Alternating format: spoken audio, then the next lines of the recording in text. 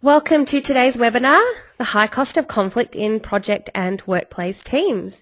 This is the fourth webinar in our Lunchtime Lightbulb series and we're so pleased to have you along. My name is Sarah Sibel and I'll be joined again today by Michael Meir, Cal Lecturer and Director. Nice to have you, Michael. Hello, Sarah. Hello, everybody. Nice to be with you. Sorry. Just before we get started, as usual, a couple of housekeeping items. This webinar will run for about 30 or 40 minutes depending on your questions at the end.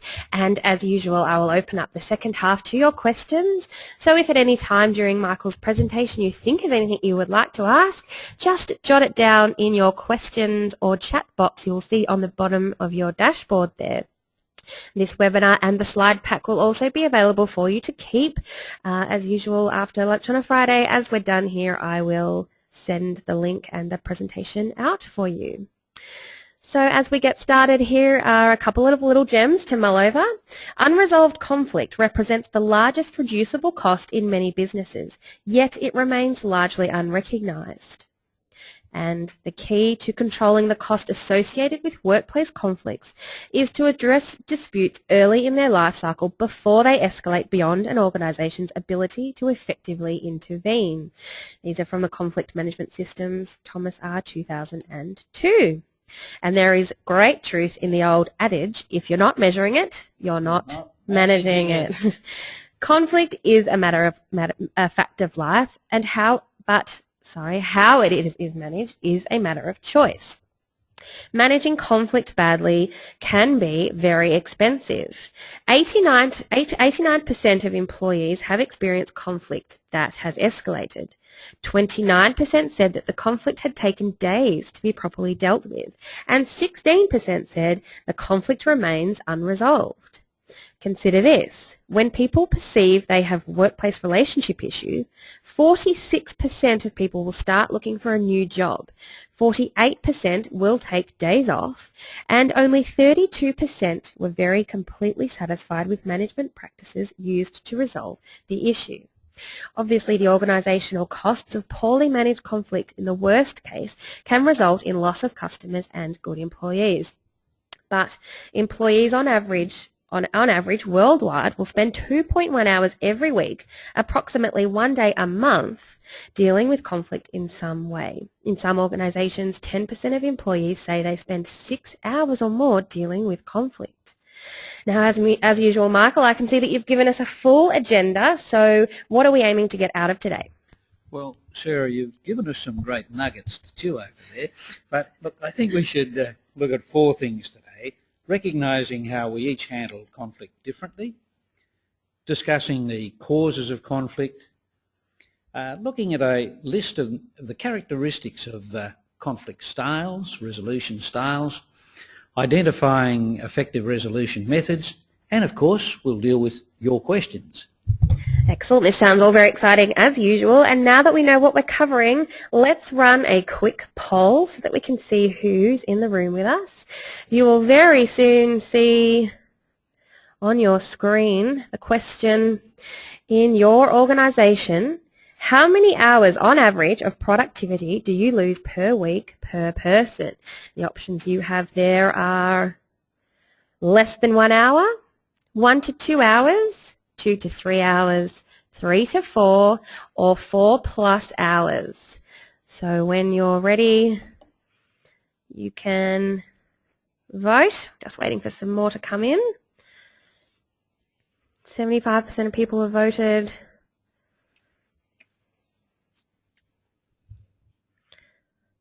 Okay, and that's 100% have voted there, Michael. So 25% less than 1 hour, which is good.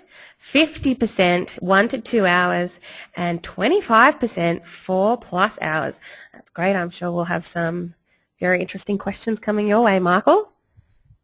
There's some big numbers, but they're pretty typical of worldwide figures on conflict. Now, Sarah, look, we need to get started, so let's go to recognising how we handle conflict differently.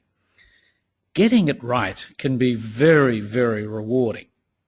70% or 76% of employees who have seen resolution of conflict achieved, see that it leads to more positive outcomes. A recent management survey in the UK indicated that between 40 and 50% of all disputes are caused by political behaviour, such as taking credit for someone else's work, backstabbing, scapegoating, withholding information, playing games, or the dreaded hidden agendas.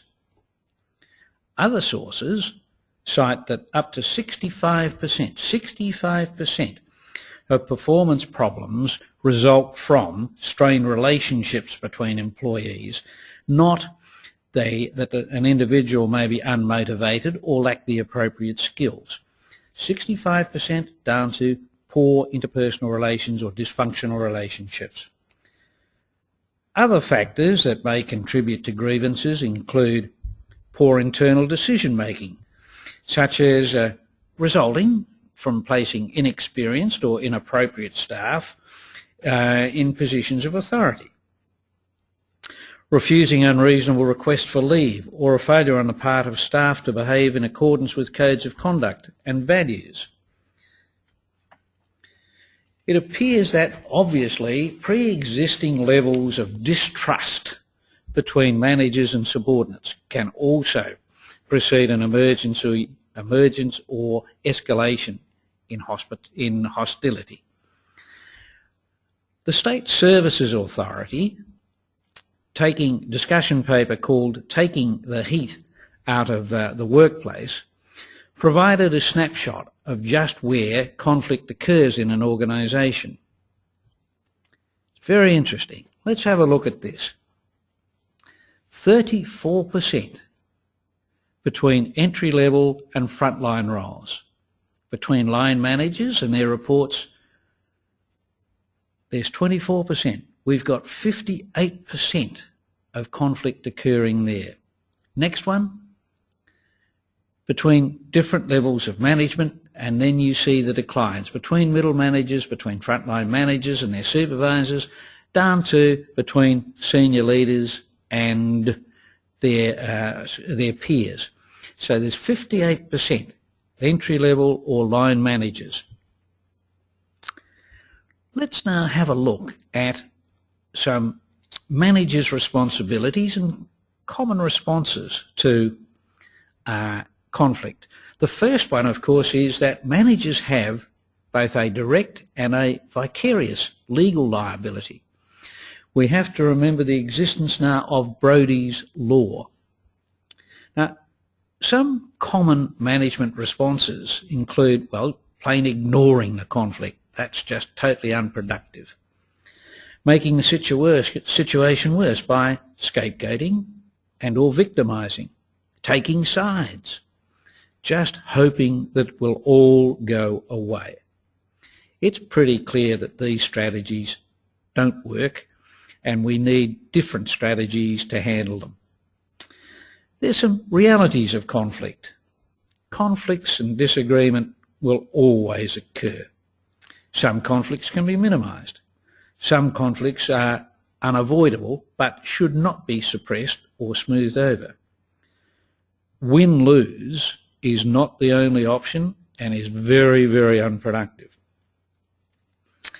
Positive outcomes can include things like better ideas being produced, people looking for new approaches, long-standing problems being surfaced and resolved, the clarification of individual views, stimulation of interest and creativity, a chance for people to test their capabilities.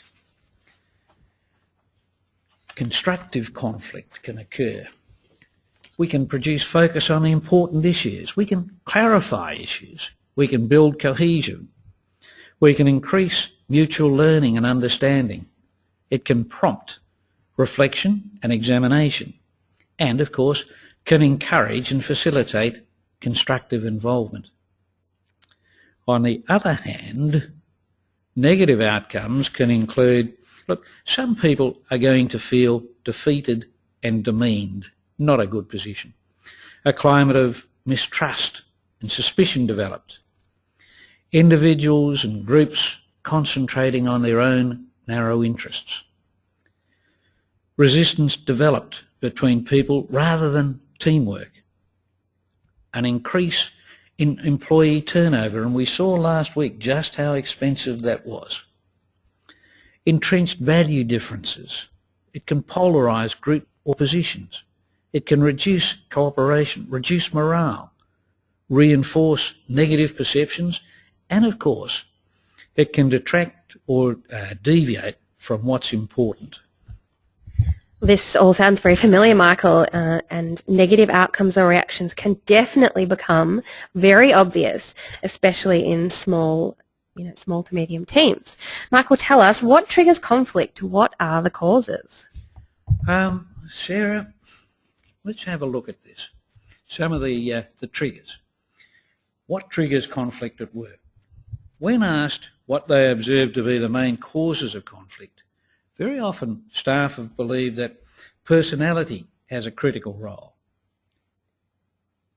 49% see personality clashes and warring egos as the primary cause of workplace conflict. Stress was second, 34%, and identifying overloading and work pressures as being another key factor. Women were more likely than men to name stress as the main source of their conflict. Lack or leadership, or the lack of it, is also a very significant element in generating conflict at work. 30% see conflict arising from poor leadership at the top of the organisation, with around 23% saying that poor line management was to blame. We have to remember in there, Sarah, also what triggers conflict is a clash of vibes, but we'll deal with vibes in another day. Now, here's a list of 23 common causes of conflict. They're not in any priority order, but they sure make a great shopping list for buying trouble.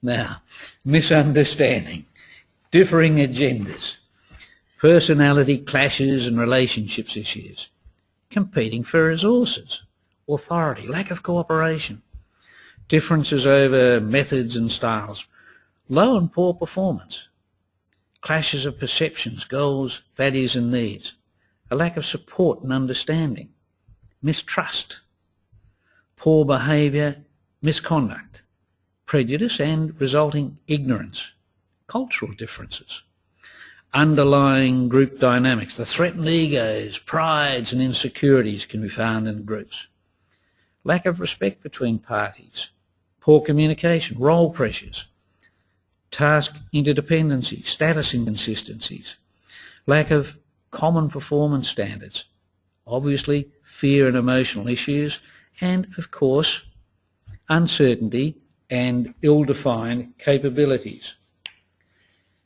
Sarah, a 2008 study by CCP Global, it gave us a list of what it's found as being the major causes of conflict. And again, we can see up here now clashes of personality and warring ego, stress, workloads, poor leadership, lack of honesty and openness, poor line management.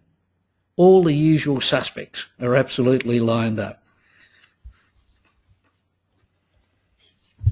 Sorry, Michael's just busy reading all those statistics there. Now, is this about workplace jerks and their impact by any chance? Sadly, Sarah, the impact of workplace jerks is always there. Look, this is results from the work of a fellow called Professor Bob Sutton at Stanford University. He provided a very colourful title to his book, which I'm not about to use, but if you want to Google it to get the book, it's called the No Insert Profanity Workplace, Bob Sutton, and you'll get it. Now, here was what he found as the impacts of workplace jerks. Let's go through them. Let's have a look at that blue column there. The loss of task focus, reduced productivity, reduced emotional and psychological safety, a loss of task focus, reduced productivity, reduced emotional and psychological safety again, reduced motivation, increased stress-induced illness, impaired mental functioning. We can also hear impaired hearing, stress-induced deafness, an increase in above-average absenteeism, above-average turnover, above-average theft, sabotage, damage and waste, and of course a loss of goal focus.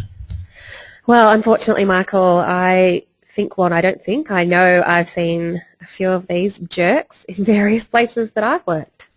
Sadly, Sarah, they're everywhere.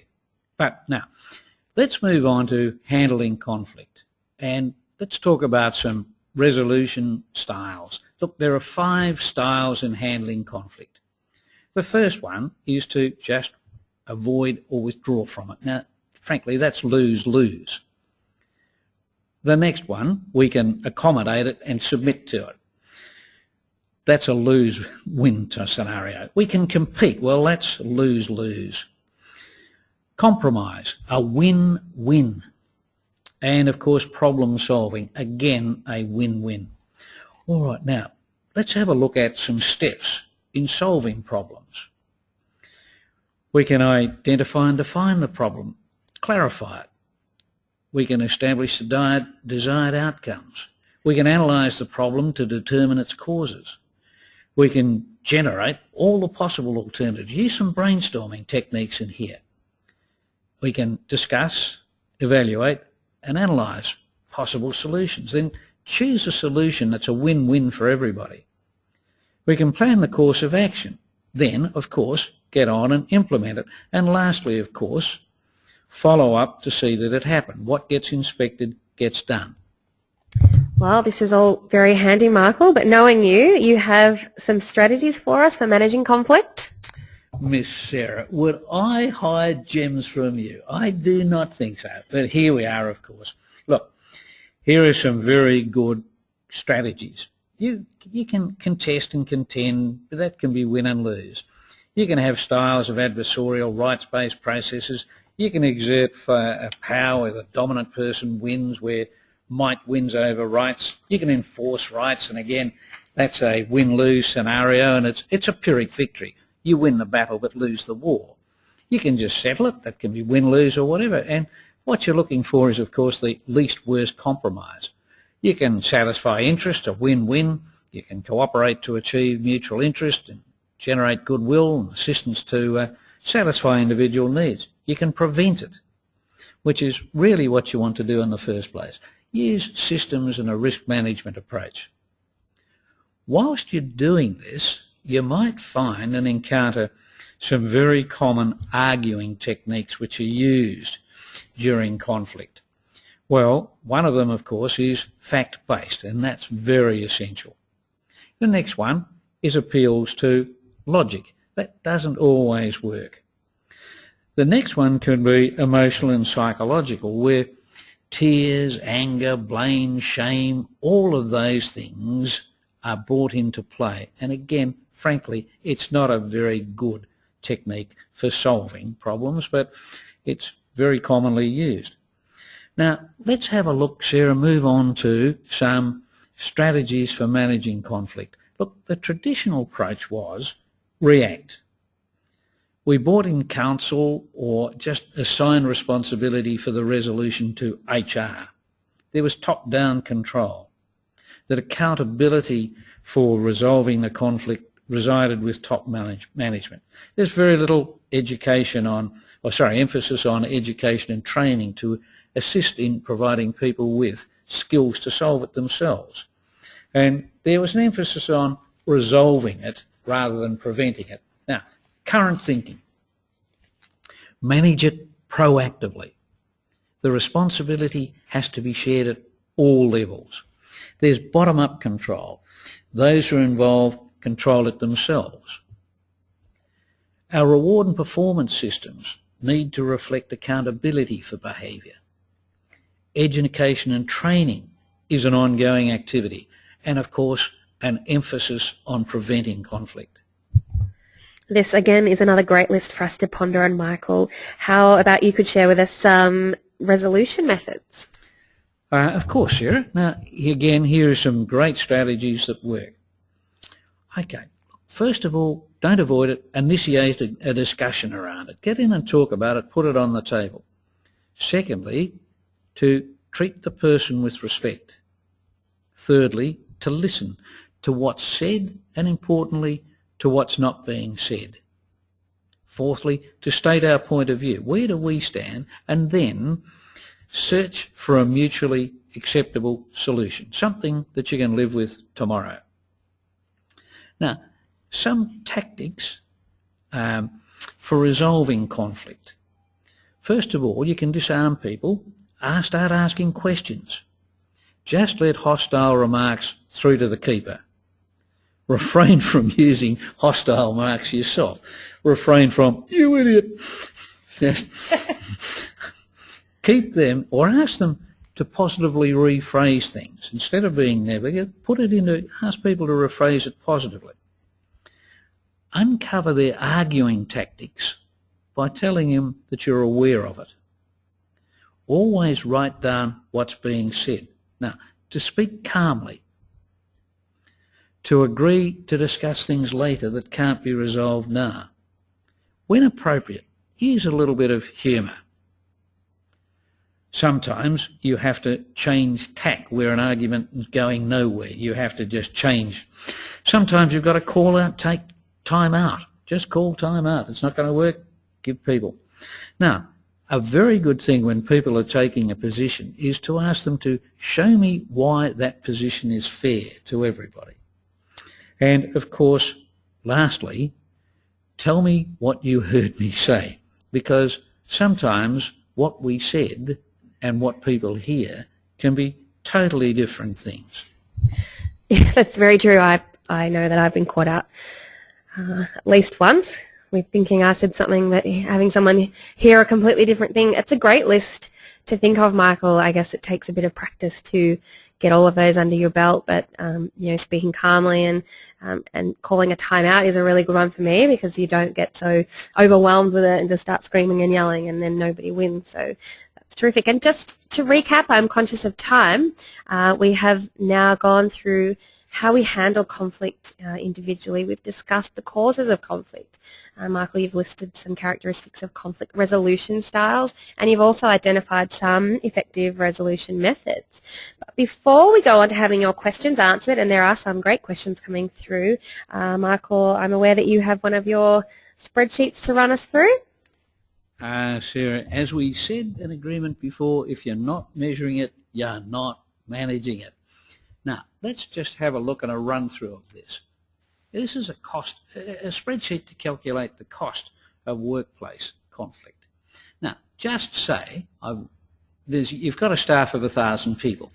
Averaged weekly wages is $750. We've got on-cost of 22%. So average gross wage, $915 for the year, and say we work 38-hour week. Well, the average cost of labour here is $24. Now, say if we use the worldwide average of 2.1 hours per week spent in conflict, then all of a sudden our cost goes up to here. But say if we're also working 44 days weeks a year, overall in the organisation, that's lost productivity, purchase productivity of $2.2 million. $2.2 million. And if labour was 70% of sales, that would require, we would need to generate in the workplace $3.1 million just to have that money internally that we could spend on conflict, non-productive conflict. Sarah, very, very wasteful. Very, very expensive. I don't think I've ever seen that much money written on a page, Michael. It's frightening. Obviously, this spreadsheet will be made available for you to keep as well when I email you out later this afternoon. Thanks, Michael. I'm going to open the floor up to questions. I have a few coming in now. The first is, I have 2 employees who work in the same department, and they obviously have a personality clash that makes every interaction they have a potential conflict. What can I do to stop this occurring? I think probably the first part is that you have to remain very objective and cool, calm and collected in all of this. Then look at what's the emotional maturity levels of each of the two protagonists, because you have to manage the situation from where they both are. If they were mature enough, it would be nice to intervene on the basis that, look, you two aren't getting along. What's the underlying cause of that? And how can we resolve it? However, if they are emotionally immature and don't have that capacity, then I suggest that individual counselling for one, for both of them, and if you've got employee assistance program where they can be sent off for a bit of discussion and counselling, that might be the solution. Terrific. Another one here is, one of my team is really feisty and he flies off the handle very quickly. He calms down just as quickly and apologises to the team, but a few of the team members really can't handle him as he gets quite aggressive and you never know what's going to set him off. The trouble is he's a great worker and I couldn't do without him, but I'm worried I'm going to lose some of the others because of his behaviour. What can I do? Sarah, there's two things there. First of all, is he aware of his behaviour and its effect on others? And maybe discussion around that point. But if the mood swings are so great, Sarah, I'd be concerned about depression. Is the person suffering from depression that might be causing these mood swings? Look, Beyond Blue has terrific information on workplace depression, and I think the figures are 20% of our workforce on any given day is going through depression, ranging from bad hair day right through to bipolar. And we have a final question here. We have a lot of conflict in the team when I'm not around, but I tend to let it go and hope that it sorts itself out. It usually does, but I'm worried why it is occurring so regularly. Is there something I should be doing with the team that could help reduce the amount of conflict? Sarah, yeah, look, first of all, I would surface the issue. I'd put it on the table. This is occurring when you're not there. So then you have to ask and put it to the team, why do they think it's occurring? And hopefully we'll have a mature conversation. The second one that I might suggest they have a look at and do some research, Sarah, on followership. Followership. What makes great followers? And perhaps to arrange for some discussion, etc., some materials around followership and how to build a great team. Excellent. Well, I'm going to wrap it up there, Michael. Thank you for answering those fairly juicy questions. And thanks to everybody who joined us. I do hope you've enjoyed the fourth of our 10 Lunchtime Lightbulb Series webinar and that you now do have a better understanding of the very, very high cost of conflict in project and workplace teams. If this is the sort of topic that interests you, I would encourage you to head to our website where you can see our latest Productivity Through People course that's available online or in the classroom. It covers all areas from communication, power and influence to conducting the performance appraisal meeting to analytics, measures and performance drivers. It's a really exciting course that we're very excited to deliver, so do jump online and have a look. And as usual, if you have an idea or a topic or an issue that you would like us to turn into a webinar, as usual, we'd love to hear from you, so please contact us. Our contact details are on the screen. Jump onto the website, have a look. You can email us through at the admin address there, call us on the phone or head to Facebook and like us. This is always quite a bit of information going on there. We hope you can join us again next week for our fifth, halfway through our Lunchtime Lightbulb series. Thanks for joining us today. Thanks, Michael. Once again, Sarah, thank you very kindly and thank you, everybody. Have a lovely weekend. We'll see you next time.